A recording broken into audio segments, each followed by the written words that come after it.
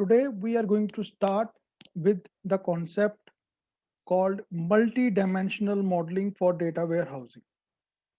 Before we start with the multi-dimensional models used for data warehousing, हम उससे पहले relational model के बारे में एक ओवरव्यू लेंगे which is used while creating the operational databases. Relational model क्या है? A relational model is designed to optimize the operations like insert, delete and update. जब हम एक ट्रांसैक्शनल डेटाबेस बनाते हैं तो हमारा एक ही ऑब्जेक्टिव होता है and that objective is to speed up the operations like insert, delete and update. How do we achieve that? We achieve that by implementing the concept called normalization. What is the first step of normalization? The large table or a database is broken into large number of small tables which are linked to each other with the help of keys. जितना छोटा table होता है उतना ही insertion operation fast होता है. But if we break a large database into or a table into smaller tables, we need to keep a relationship between that. So how do we do that? With the help of keys, like here, it is stated here. So how do we break a large table into a small table? The idea of the same is to remove the data redundancy, the kind of entries that are being repeated in multiple tables. It is removed with the process called normalization. So what we basically do, we break down a large table into a number of small tables. Why we do that? We do that to remove the data redundancy. That helps to speed up the operations like insert, delete and update. Basically, there, as you can see an example here, this is a table in which a student is shown undertaking number of courses. So what happens here is that there are multiple entries in a single cell. So how to remove that? We remove that by replicating the name and the roll number. Name, roll number, course name. Name, roll number, course name. Name, roll number, course name. So this is an unnormalized table. So what we are going to do, we are going to split this table into smaller tables so that we can remove the redundancy. The advantage, like I said, is कि हमारा insert, delete और update ये तीनों operations fast हो जाते हैं. लेकिन इसका disadvantage क्या है? When we want to select any information from the table, it takes longer time. Longer time in the sense that more number of joins are required.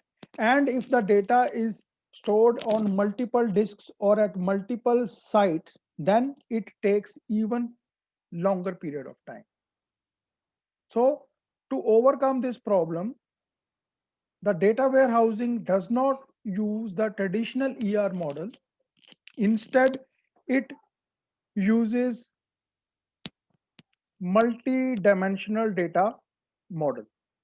So let us start with what is a multi-dimensional data model. Now, what is a multi-dimensional data model? It is an integral part of online analytical processing. The success of OLAP lies in its ability to provide quick answers. Quick answers देने हैं. किसको देने हैं? Ad hoc queries. Like I said in the very beginning, that we design a data warehouse model to provide quick response to ad hoc queries. यहाँ पर insertion, deletion, updation operations नहीं होते हैं। यहाँ पर बेसिक ऑपरेशंस जो होते हैं are the select. We want to select the information. We want to convert that into different summaries, and then using the front end tools provide that data to the management. Okay. So what does the multi-dimensional model comprises of? The multi-dimensional model comprises of cubes, layers, dimensions, hierarchies, levels, and attributes. All these concepts are discussed.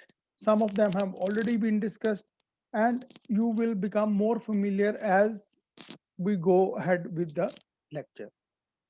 So here you can see at the top you have a cube. The cube is divided into two concepts. One is called the layers and one is called the dimensions. The dimensions are further divided into attributes, levels, and hierarchies. So broadly, this forms the different elements of a multi-dimensional model. The multi-dimensional model is fit for defining the objects that represent the real world business entities. Like in the very beginning of this subject, I told you that a data warehouse is subject oriented. Data warehouse एक subject oriented concept है rather than process oriented. Like a book is a subject, whereas returning a book or issuing a book is a process. तो data ware house किस चीज पर focus करेगा?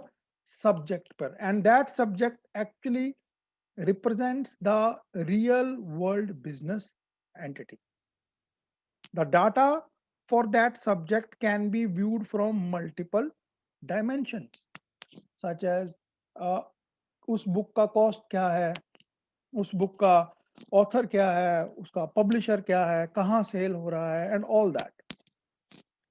And the analyst know which measures are of the interest and which dimensions make the data meaningful. हमें कौन से measures के ऊपर फोकस करना है और उन मैयर्स के लिए हमें किन डायमेंशंस को ध्यान में रखना होगा.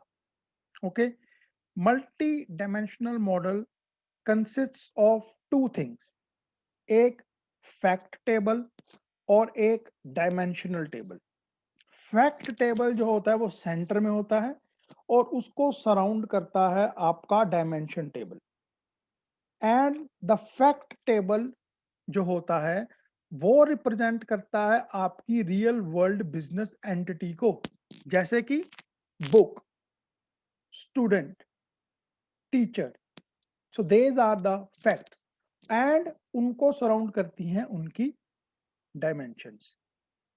The central fact table is connected to each dimension table. वो हम लोग देखेंगे इस चीज को.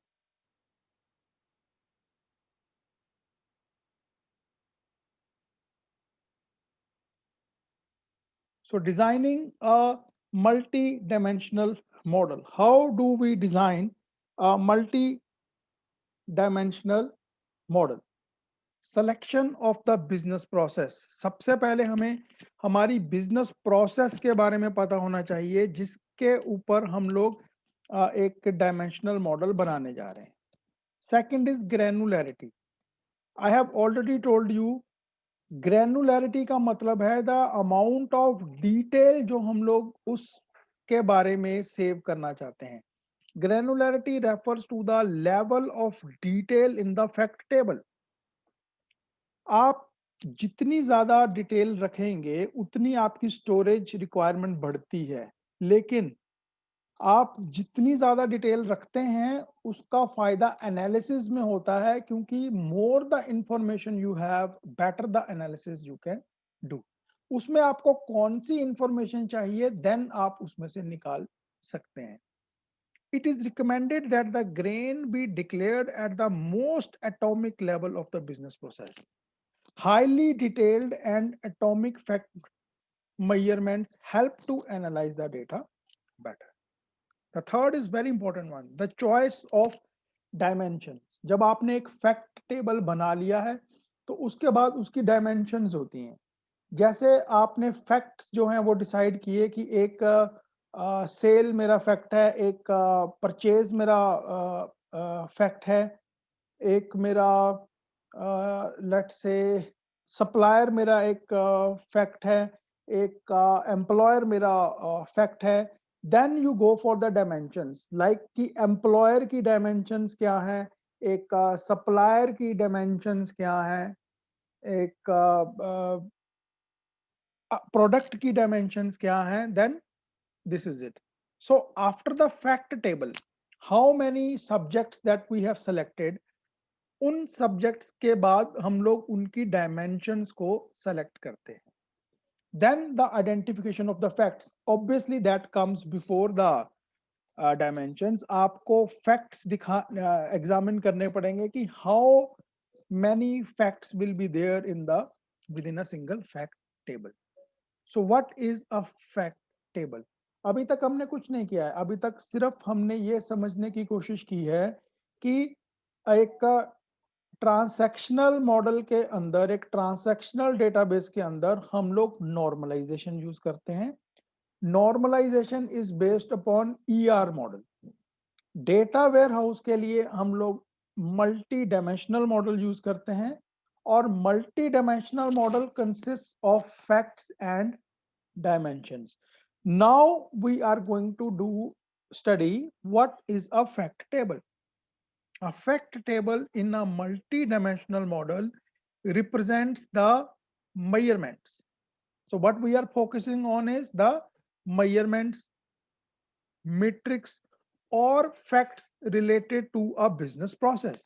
जो आपने एक business process को सेलेक्ट किया है उसकी मेजरमेंट्स, मैट्रिक्स और फैक्ट्स को रिप्रेजेंट करता है आपका multi dimensional model.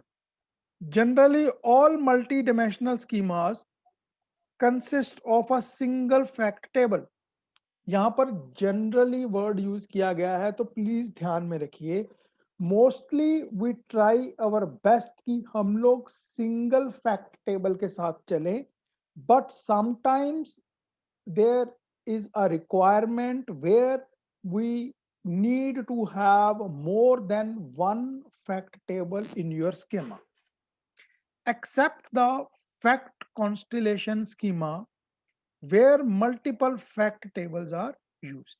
Fact constellation is an example of the schema, so do not think too much about what is fact constellation at the moment, but generally just think that mostly we have a single fact table except in certain cases जहां पर आपको multiple fact tables की जरूरत पड़ सकती है। Now what are the different attributes of a fact table? The attributes of a fact table are foreign keys to the dimension tables.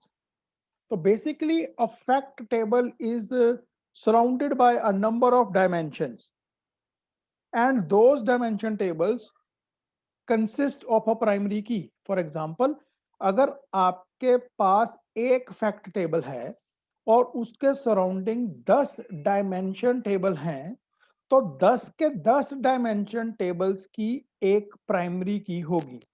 Now वो 10 primary keys will be part of the fact table and act as the foreign key, और वो foreign की बन जाएगी सबके सब 10 fact tables की। For example, a grain of a sales fact table could be sales volume by day, by product और by store। तो हम लोग सेल्स की बात कर रहे हैं, तो सेल्स बाय डे भी हो सकता है, एक दिन में कितना सेल हुआ, बाय प्रोडक्ट भी हो सकता है, ये प्रोडक्ट कितना बचा, या एक स्टोर, इस स्टोर में वो प्रोडक्ट कितना बिका। सो before going too much into the detail, this is an example of a fact table in the middle। हम लोग एक स्कीमा की हेल्प ले रहे हैं, लेकिन अभी आपने उस स्कीमा के ऊपर फोकस नहीं करना है, इसको एक फैक्ट टेबल का एग्जाम्पल ही मानकर चलना है। And this one at the centre represents the fact. In this example, there is only a single fact table and it represents a subject called sales. Now, how many dimensions are there for this single fact table? कितनी dimensions हैं? एक product, एक customer, एक region और एक time. तो इन 4 dimensional tables की मिलाकर टोटल 4 प्राइमरी कीज होंगी. 1 प्राइमरी की फॉर ईच डायमेंशन टेबल. तो ये जो आपका सेंटर में फैक्ट टेबल है, what will this consist of? This will consist of 4 foreign keys. एक इसके साथ जुड़ी हुई, एक इसके साथ, एक इसके साथ और एक इसके साथ. इसकी जो 4 फॉरेन कीज हैं, दे रिप्रेजेंट 1 प्राइमरी की each of the dimension table. तो अभी तक हमने क्या किया है कि एक सेंट्रल फैक्ट टेबल होता है और वो एक सब्जेक्ट को रिप्रेजेंट करता है and it represents the measurements of the fact. And इसमें होता क्या है, इसमें फॉरेन कीज होती हैं, 1 फॉरेन की for each primary key of the dimension table. तो अब हम लोग देखते हैं कि डायमेंशन टेबल क्या होता है. Dimension table contains descriptive attributes that are typically textual fields. जैसे मैंने बात किया कि आपके पास एक सेंट्रल फैक्ट टेबल है सेल और उसकी एक डायमेंशन है प्रोडक्ट. तो प्रोडक्ट का आईडी क्या है, प्रोडक्ट का कैटेगरी क्या है, प्रोडक्ट का नेम क्या है. सो these all things represent the attributes of a dimension table. Dimension table rows means एक एंट्री जो होती है डायमेंशनल टेबल में uniquely identified by a primary की. जैसे आपने बात किया एक प्रोडक्ट का, तो प्रोडक्ट की के आपके कितने प्रोडक्ट्स हैं, each product will be identified by a product ID. तो प्रोडक्ट आईडी क्या है, आपके उस डायमेंशन टेबल की प्राइमरी की और वो फैक्ट टेबल में जाकर क्या बन जाएगी, फॉरेन की. तो fact table consist all the foreign keys of the each primary key of the dimension table. ठीक है. तो primary key is use to connect to the fact table. तो गोल क्या है डायमेंशन टेबल का, to create standardized dimensions that can be shared across the data warehouse. एक standard dimension बन गई है that will be shared across the data warehouse. एक बहुत important topic है जो आप सबको दिमाग में रखना है, क्योंकि एग्जामिनेशंस में कई बार डायरेक्टली आपसे पूछ लेते हैं what is a surrogate keys. Dimension tables often use primary keys that are also surrogate keys. तो मतलब क्या है कि डायमेंशन टेबल में प्राइमरी कीज तो होती ही हैं, लेकिन उसमें एक स्पेशल टाइप ऑफ की भी यूज की जा सकती है जिसको हम लोग बोलते हैं surrogate keys. What are surrogate keys? are particularly used when removed data rows reappear when their natural keys get reused or reassigned after a long period of dormancy. यानी ये तब पर्टिकुलरली यूजफुल होती हैं जब हमारा कोई की है वो डिलीट हो जाता है या रिमूव हो जाता है या बहुत देर के बाद हम लोग उसको यूज करते हैं. और एक सिचुएशन भी होती है when a single key is used to refer to two different entities or instances in the same entity. या जब हम लोग सिर्फ एक ही की को दो different instances of the same entity को रेफर करने के लिए भी यूज करते हैं. तो अब हमें इसको समझना है.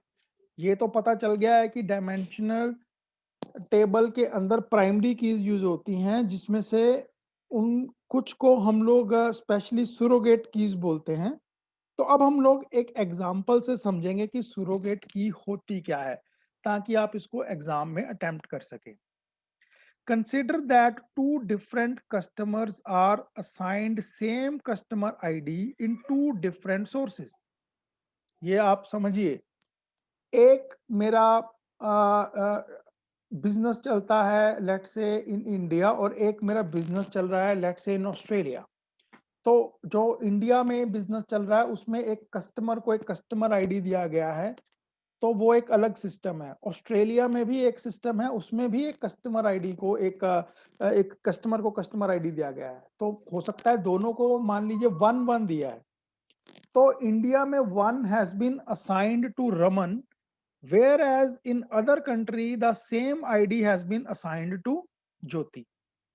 So what happens, you have one key which is referring to two different customers, और जब हम इसको इंटीग्रेट करेंगे तो there will be a problem. Integrating the two source systems where a single key जो है वो रेफर करती है टू डिफरेंट इंस्टांसेस को can be a real challenge. तो इस सिचुएशन में हम लोग क्या करते हैं, द प्राइमरी की जो होती है आपके डायमेंशनल के टेबल की, वो यूनिक नहीं होती है, वो रह हो ही नहीं सकती यूनिक, क्योंकि दो डिफरेंट कस्टमर्स को सेम आईडी दिया गया है। तब हम लोग क्या करते हैं, हम लोग एक सरोगेट की यूज करते हैं। क्यों यूज करते हैं, ताकि हम यूनिकली आइडेंटिफाई कर सके ईच एंटिटी को इन द डायमेंशनल टेबल। और वो हम लोग कैसे करते हैं क्योंकि आईडी तो सेम है, दो जानों को एक आईडी दिया हुआ है। By generating a sequence number for every new entity. इसका मतलब क्या है कि प्राइमरी की भी यूनिक नहीं है, क्योंकि वो मल्टीपल सोर्सेस से आ रही है। तो हम लोग हर एंट्री को एक सीक्वेंस नंबर असाइन करते हैं और उस सीक्वेंस नंबर से आइडेंटिफाई करते हैं हर एक एंट्री को।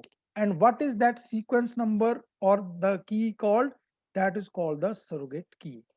तो what is the surrogate keys actually are basically used to map to the production system keys. So that means अगर आपका कस्टमर आईडी 101 है तो वो दो बार हो सकता है, लेकिन दोनों के लिए surrogate की या सीक्वेंस नंबर अलग होगा। अभी फिर से वही बात है कि अभी हमने सिर्फ ये समझा है कि एक सेंट्रल फैक्ट टेबल होता है विच is surrounded bye a number of dimensional tables. Her dimensional table में एक प्राइमरी की होती है, लेकिन प्रॉब्लम ये है कि कई बार जब हम मल्टीपल सोर्सेज से डेटा को कलेक्ट करते हैं तो प्राइमरी की भी यूनिक नहीं होती कई बार। तो हम लोग प्राइमरी की किसे मानते हैं, सुरोगेट की को। तो सुरोगेट की बनाते कैसे हैं, by generating a sequence number for every entity. The next and the very important topic is the different schemas for the multi-dimensional data. अब हमने ये बात कर ली है कि मल्टी डायमेंशनल डेटा होता क्या है, एक फैक्ट टेबल और एक आपका डायमेंशनल टेबल।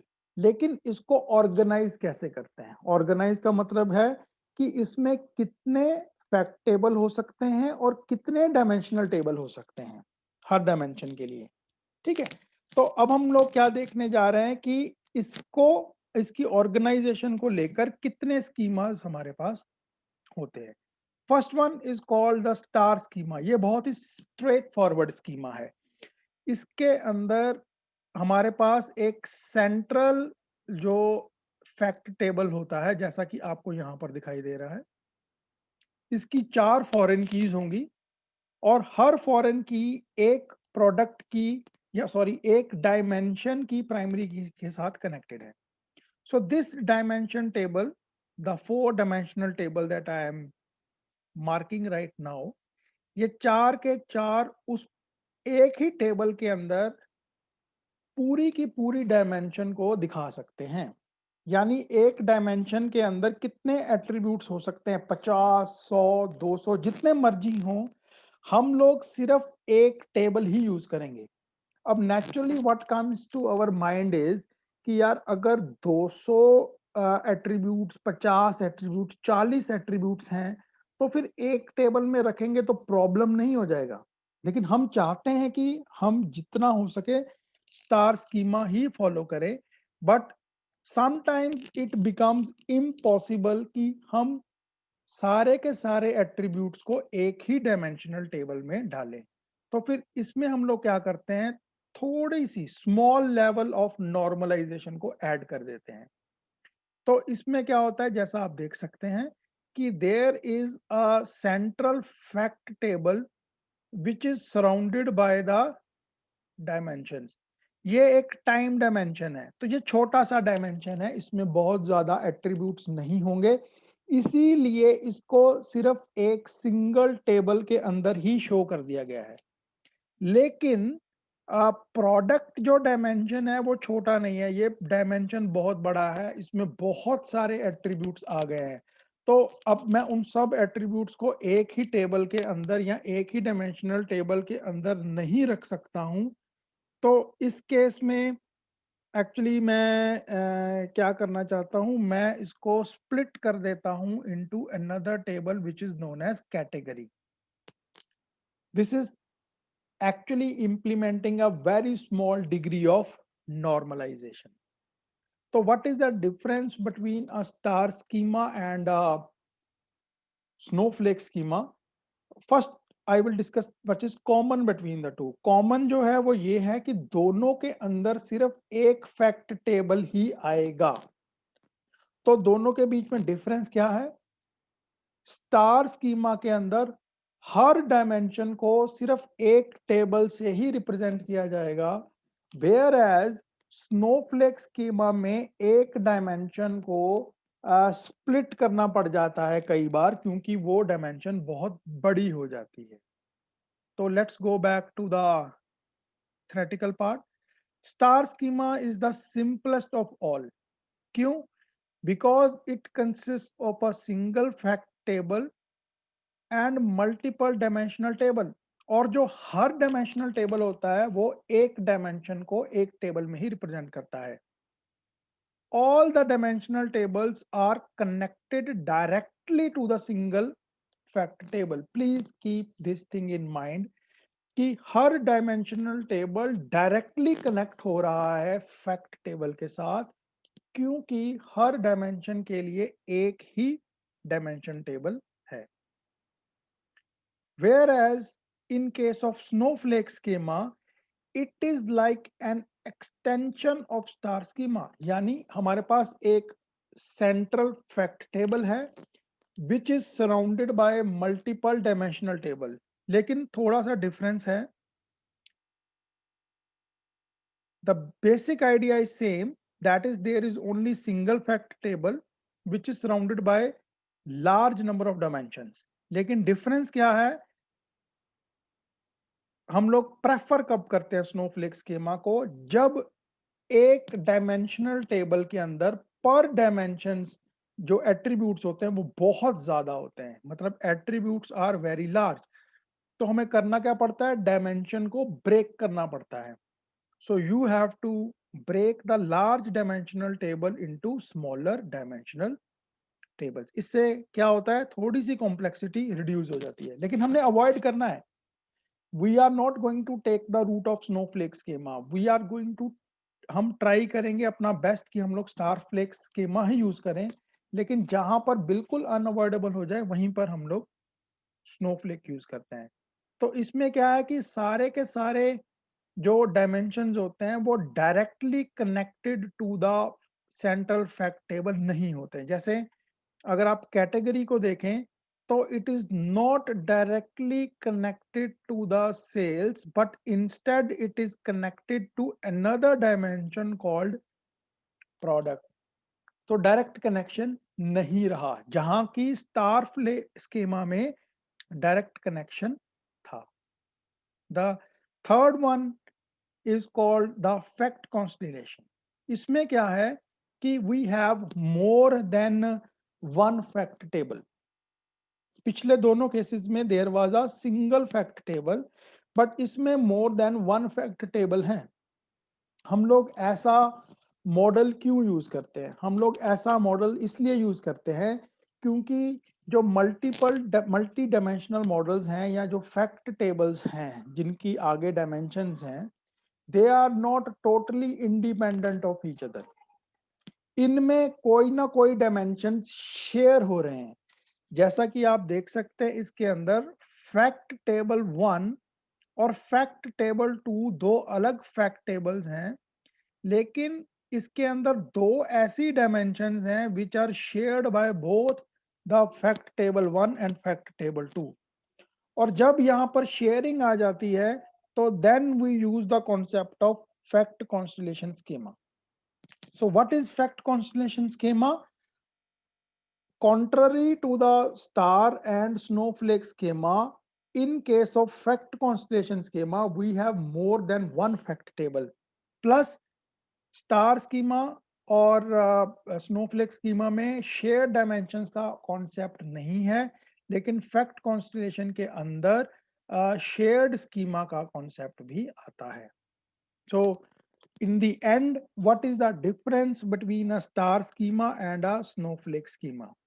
Star schema में dimension table is used to represent each and every attribute of a particular dimension। यानी एक dimension table में सारे के सारे attributes आ जाते हैं। Low cardinality attributes of a dimensional table are shifted one level down।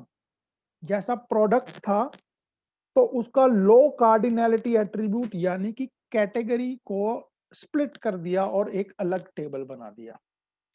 Star schema कब prefer करते हैं? जब एट्रीब्यूट्स पर डायमेंशंस लेस होते हैं। स्नोफ्लेक तब प्रेफर करते हैं जब एट्रीब्यूट्स पर डायमेंशंस बहुत ज्यादा होते हैं। परफॉर्मेंस किसकी बेटर होगी? जिसको आपने स्प्लिट कर दिया उसकी परफॉर्मेंस अच्छी नहीं होगी। तो star schema performance is excellent, whereas performance of the snowflake schema is good but not the best. Degree of redundancy, जितना आप स्प्लिट करेंगे उतनी रिडंडेंसी आएगी, इसीलिए तो बेसिकली परफॉर्मेंस जो है वो कम हो रही है। तो degree of data redundancy is very high. Degree जो शब्द है, data redundancy is not high, लेकिन वो डिग्री की बात कर रहा है, तो इसमें डेटा रिडंडेंसी नहीं है। That is what the term is saying. अगर आप डिग्री शब्द को यहां से हटा दें तो यहां पर हम लोग कह रहे हैं कि डेटा रिडंडेंसी बहुत कम है और यहां पर डेटा रिडंडेंसी बहुत हाई है। Degree word is creating the confusion. Basically what, जहां पर यहाँ हम लोग इसको एक और चीज लेकर चल सकते हैं। अगर हम लोग इसको करेक्शन में ही मानकर चलना है, अगर हम लोग इसको इसी टर्म में लें, ये जो कह रहा है maybe I was wrong, तो हम लोग इसको इसी की टर्म में लेकर चलते हैं। अगर एक ही टेबल है, हम लोग उसको स्प्लिट नहीं करेंगे, तो naturally the data redundancy will be very high. So I apologise for what I said. Actually, if we are going to keep all the entries in a single table, then the redundancy will be very high. If we are going to split, then the data redundancy will be low. जब हम लोग data redundancy को achieve करते हैं तो performance कम होती है, क्योंकि हमें ज्वाइन करना पड़ता है। मैं आपको इसका एक एग्जांपल दिखाकर एंड करता हूं लेक्चर को। जैसे यहाँ पर अगर मुझे प्रोडक्ट के बारे में इंफॉर्मेशन लेना है तो रिडंडेंसी जो है वो कम हो गई है, क्योंकि the data related to the product has been divided into two tables. Redundancy कम हो गई है लेकिन परफॉर्मेंस पुअर हो गई है, क्योंकि अगर मुझे प्रोडक्ट के बारे में इंफॉर्मेशन चाहिए तो इन दोनों डायमेंशंस के बीच में मुझे जॉइन लगाना पड़ता है। So that is the end of the lecture for today. I hope that you have understood what are the basic concept of what is a multi-dimensional models, how many types of multi-dimensional model schemas are there for a data warehouse, which one you should prefer in which scenario, इनके बीच में differences क्या हैं, and I hope the concepts are very clear. You can see this lecture on the YouTube. I'm going to upload it right now.